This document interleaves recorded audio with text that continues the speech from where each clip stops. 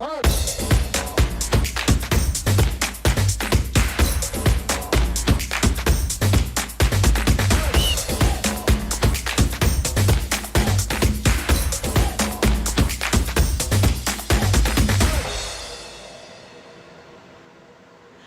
and welcome to Bison Overtime. I'm Alex Dusky. I'm Malik Mitchell. We have a great show for you guys today. A lot of Bison sports have been playing, will play, but first we have to start off with that tough Bison football loss to Southern Illinois last week, 38-14. Bison snapped their 39-game winning streak. Ends. Okay, don't get too into it. What are your initial thoughts of the game? The defense, compared to last week, It was sluggish. They only had 1 sack and 5 tackles for loss. terrible. What changed? I literally had that written down in my notes. What changed? The team just looked tired. And I watched the post-game conference on Saturday. The coaches talked on Monday, players talked on Tuesday. Everyone just kept saying we weren't prepared. We felt that if we put on the green and gold, we're invincible, and obviously we're not. And something that I thought was interesting, only 2 players on that team had ever experienced a loss before. It's crazy. Now we got to go to Zeb. Right. I think Zeb played worse this game than he did against Youngstown. Okay, it's hard to tell because he obviously was passing the ball more. He had more attempts, 24 attempts, so then he doubled his total passing yards. I think he had 160, 150? Yep. But he also did throw an interception, and he got sacked. Okay, we thought he was going to perform better because he didn't have the pressure of the dome. We were wrong. We were wrong, clearly. But 13 out of 24 attempts Barely in half, an interception, that he's got to step up. What Matt Entz said, which I thought was really interesting, he was like, Zeb played fine. There's nothing that we specifically want to attack him on, but no aspect of Bison football played well. Yeah, you can't say that, but I said this a couple episodes ago. He's not going to have the same effect as Trey Lance. And it is hard. We're replacing a lot of players. And, with Bison football, you feel like you are invincible. You win 8 of the 9 national titles. But this year there's just a lot of turnover. And like we said, these kids first of all, they're kids. Second of all, they're playing in a global pandemic while doing college life, and now the pressure of having 2 seasons in 1 calendar year. They have a lot on their plate. But obviously, that doesn't excuse them losing. Breaking their streak. Like, we talked about the coach talked about forget about last season, forget about their wins. Clearly they didn't. They forgot. Clearly they didn't. When you have that, when they think they're the stuff and they have the swagger and they think they can't be touched, look what happened. Some players that, did do all right. Jalen Bussey, again, the running back, he had another solid game. He only had 3 carries, but it was 72 total yards. And towards the end of the game, I think he had a 37-yard so hopefully to get the team into the end zone. He gets looks now and see, okay, I can perform when I get the ball. Just give me the ball. And then what did you see from the passing game? Now that Zeb did throw 13 completions. We didn't see much. I want to see more of Christian Watson. Haven't seen much of him. You said that Lippy got a touchdown. Right. Right before halftime, Nolan threw a 39-yard touchdown pass to Jake Lippy in the end zone, double coverage. It was a really impressive play, but the momentum died. Yep. Lippy spoke to the media after the game, and he's like, "Yeah, I was really hoping that would kind of shift the momentum, but obviously they got to start couldn't." with the quarterback position. He's the leader. He's supposed to get guys round up. You know what I mean? Do you think that they'll give Zeb one more chance, or do you think we'll see another guy this weekend? If I was Coach Entz, I would put another guy in. Simple. Would you start another guy Start or another let guy. Zeb? Okay. Start another guy. Maybe Zeb can come in later in the game, but start another guy. Who else do we have? We have freshmen. The freshman.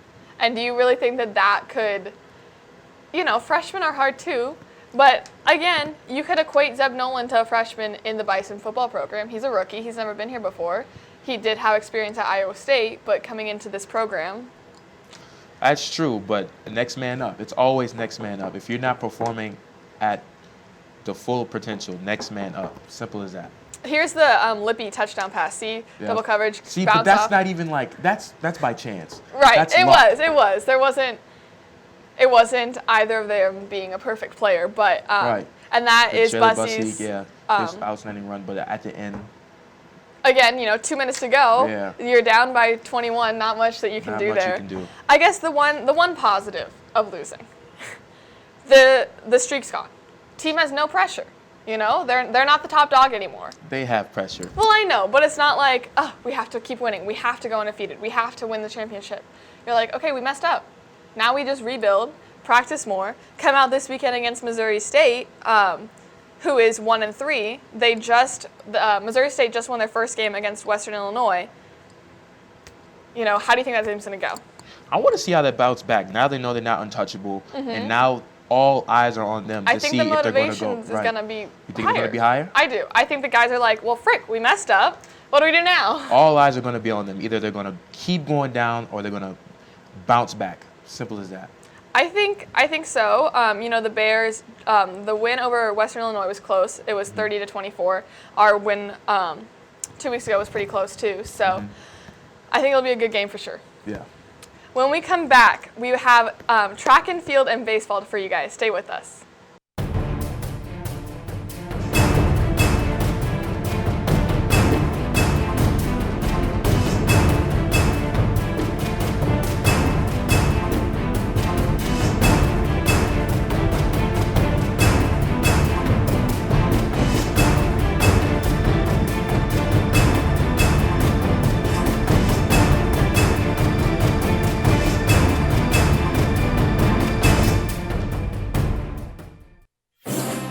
Founded in 1985, the Missouri Valley Football Conference has established a tradition of FCS football excellence.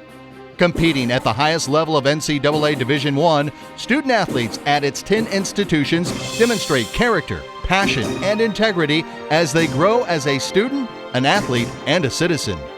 The Missouri Valley Football Conference, where leaders are shaped and champions are forged.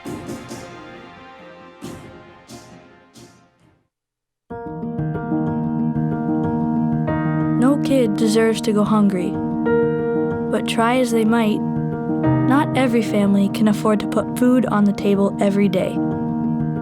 That's why the Great Plains Food Bank and their partner agencies work every day to bring food to our hungry neighbors. Every dollar donated can provide 4 meals for those in need. Go to greatplainsfoodbank.org and donate today so no kid in North Dakota ever has to go hungry.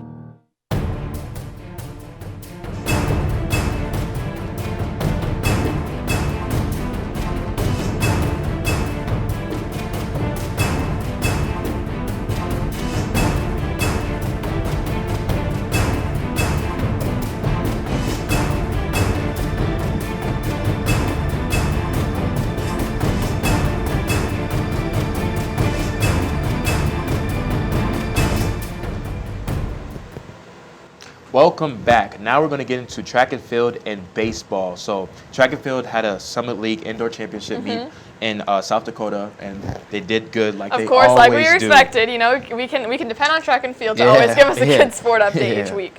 What did the men's team do? So Alex Talley won the weight throw, like he's always been winning each week. Brandon Lewis claimed the long jump, which is really good. Alex, don't know how to say his last name, finished third and 300 meter, so that's good. What do you have updates for girls? So the women claimed their 14th straight conference indoor title for the Summit League. They racked up 225 points total. Second place, USD, only at 146. So obviously they were ahead by a lot. Senior Jenny Baragar-Petrash was named the MVP of the tournament. She won the mile, the 5,000 meter, got a new personal best in the mile, and is now third in NDSU school history. That's crazy. We won the 4x4. The 4x4 has actually been doing really good. Like every time they run, they keep going to the all-time list and breaking their own record. So they are now second fastest in NDSU indoor history now. Akili Moten with the shot put, we've talked about her, I feel like every week. She set a not only a new NDSU record, but a Summit League record in the shot put, throwing for 17.35 meters. Wow. That's crazy. Alex Talley was named the field championship MVP, winning shot put 2 on Sunday. So I think he's going to do really good in the championships and NCAA championship, right? Right. Yeah. And then sophomore Kendra Kelly, we've been talking about, see the seniors, juniors, but now sophomore freshman, Kendra Kelly got second in the 200 meter dash, personal best for her, third in school history, and then she got sixth in the 60 meter. So obviously, if you're competing against yourself. You know, if the seniors and juniors take first, second, third, and you get fourth, fifth, sixth, that's a win for Bison track and field. Right, and you can just look at the history of Bison track and field. The men, now like the indoor championships title 2016, 2017, 2018. So I guess it's nothing new. Right. But yeah, it's still very impressive. Yeah, it's still very impressive. This was the second highest score of that the women have received at the Summit League Championship since 2017, where they got 226. Again, last weekend they got 225. So just very impressive. I don't think we can say it enough. The track and field is just breaking records left and right. Yep, and NDSU total has won 9 indoor championships in 14 years of the Summit League, which is outstanding. So next weekend is the NCAA Indoor Championships, the 13th through the 11th through the 13th. So that's Thursday, Friday, Saturday of next week in Fayetteville, Arkansas. You know, they're competing against the big dogs. It's all D1. It's not D1 and D1A.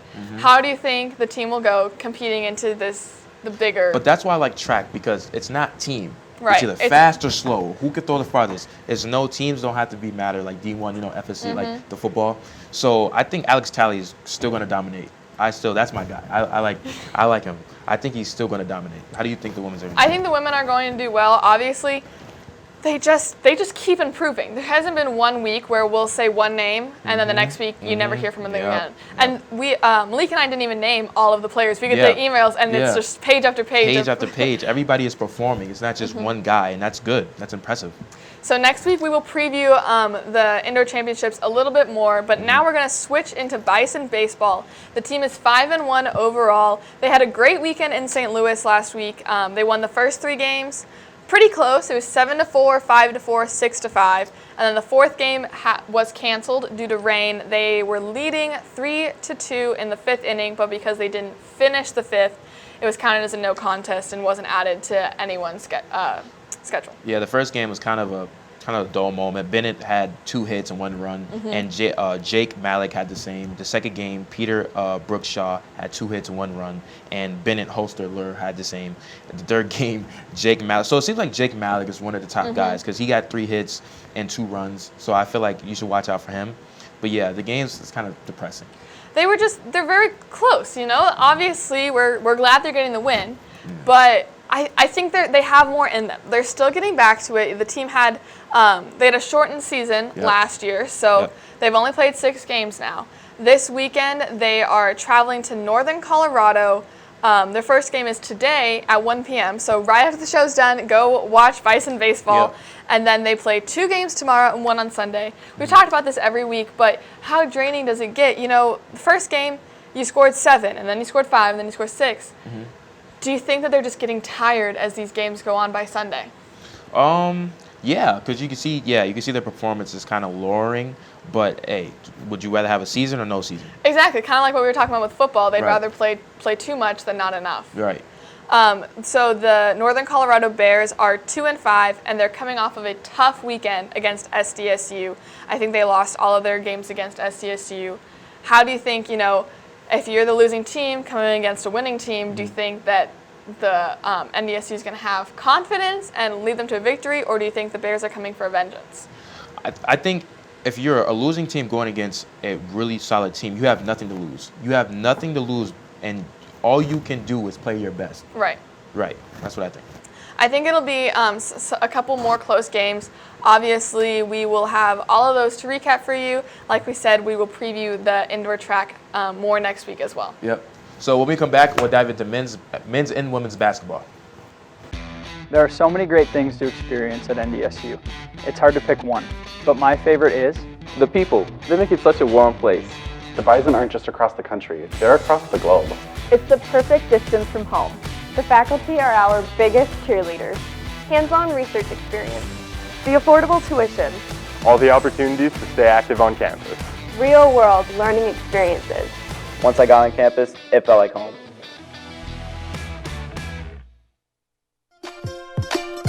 The NDSU bookstore has everything you need to show off your Bison pride. The bookstore can have you sporting green and gold wherever you go. It offers many different brands, sizes, styles, and selection so that you find exactly what you're looking for. Shop the NDSU bookstore and show your spirit today.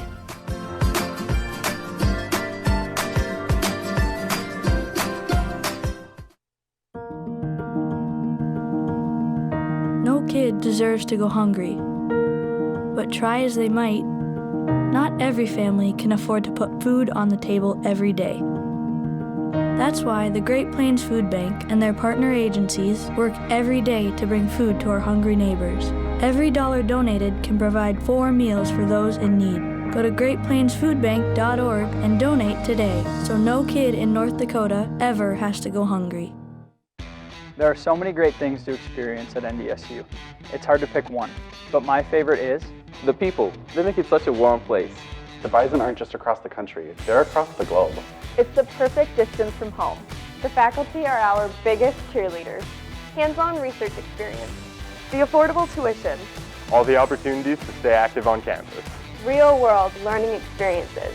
Once I got on campus, it felt like home.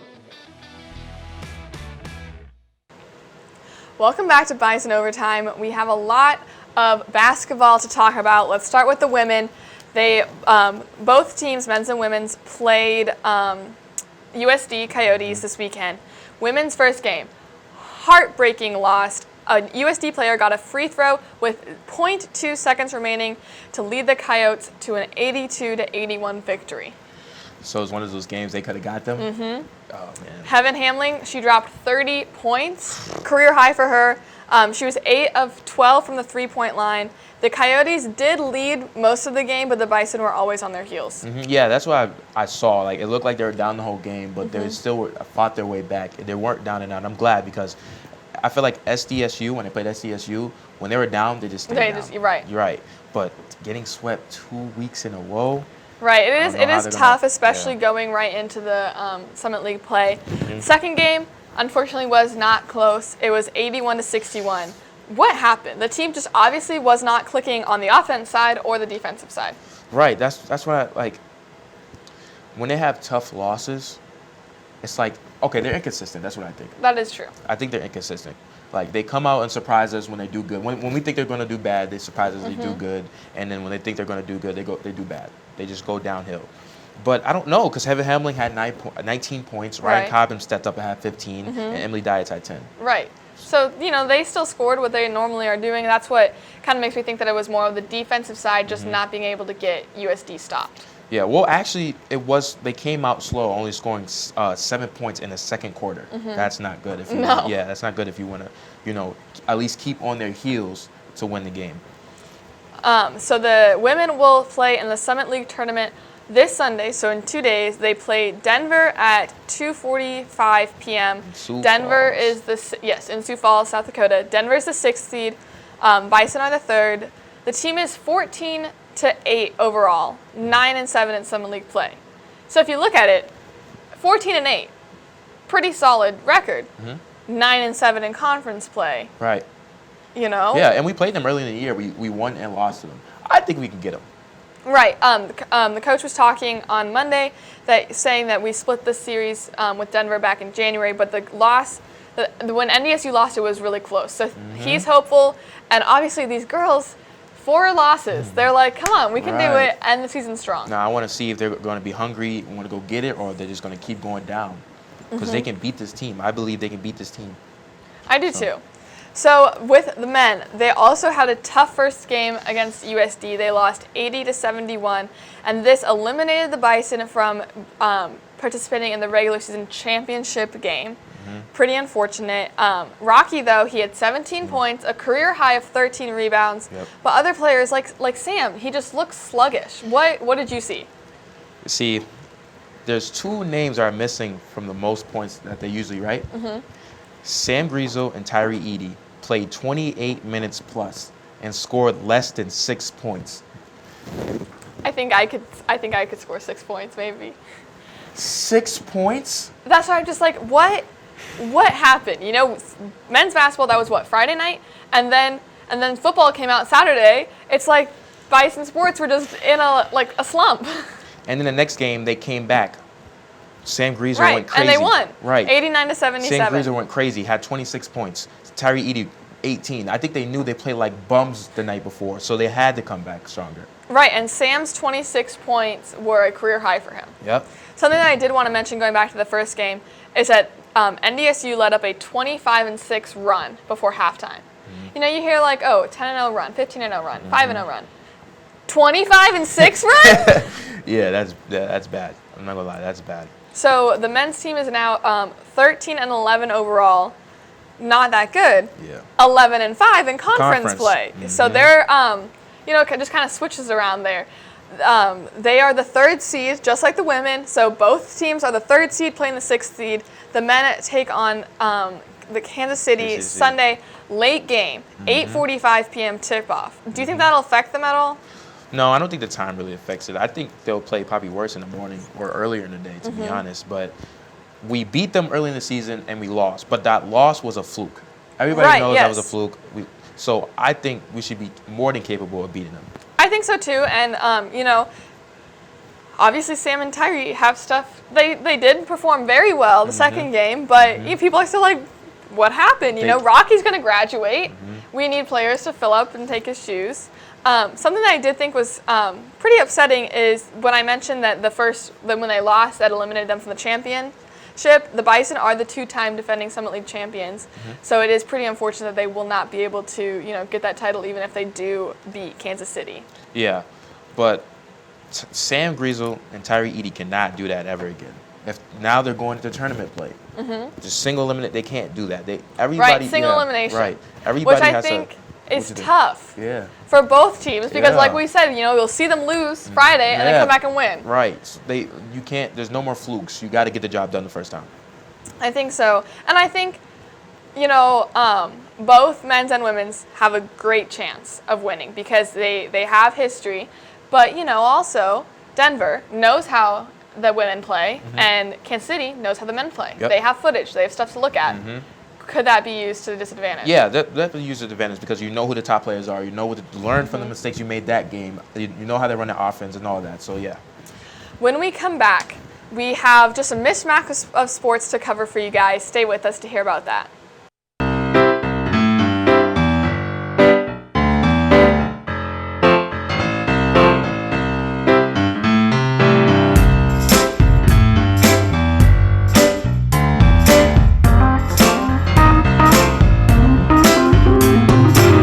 Technology Learning and Media Center, located in the Quinton Burdick Building, room 150C, provides a variety of services to assist you with all of your technology-related coursework and personal learning goals. The TLMC offers one-on-one tutoring and assistance in topics ranging from basic computer skills to advanced topics such as design, Adobe products, and multimedia software. A resource library that includes books on the latest software releases, online resources including a lynda.com kiosk that provide free access to high-quality video tutorials on hundreds of topics. Free workshops on a variety of topics taught each semester by our student staff. Software and hardware for audio and video capture, conversion, and editing, plus personal assistance on your multimedia projects. Multiple scanners are available at the TLMC, including one large format scanner and a slide and film scanner. The Wacom tablet provides ultimate control in your favorite graphics and illustration software and can help you to create stunning digital artwork. Large format poster printing is also done at the TLMC. Our walk-in media resources include the Whisper Room sound booth for recording professional quality voiceovers and audio. The TLMC Media Studio is available by reservation and provides equipment and space for video recording, audio recording, studio photography, screen capture, and a green screen for special effects. If you have any questions on these services, be sure to visit the TLMC website, and while you're there you can check out a variety of learning and media resources, or just stop by the next time you're in the Quinton Burdick building and check out what we have to offer.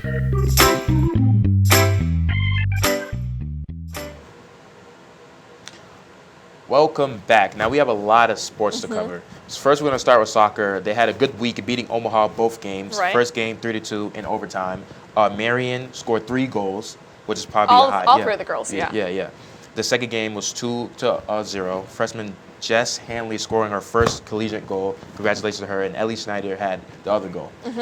So the team is now 5-1. The second game when it was 2-0, that was the team's fourth shutout this season.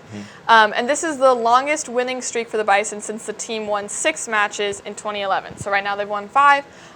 So, if they win this weekend, they'll have the longest winning streak since before 2011. Yep, they play Denver today at 6 p.m. and Sunday at 1 p.m. and they're away. This will be a tough game because they're number 1 in the Summit League. Hopefully they get a win. Right, because Denver is 6-1 on the season.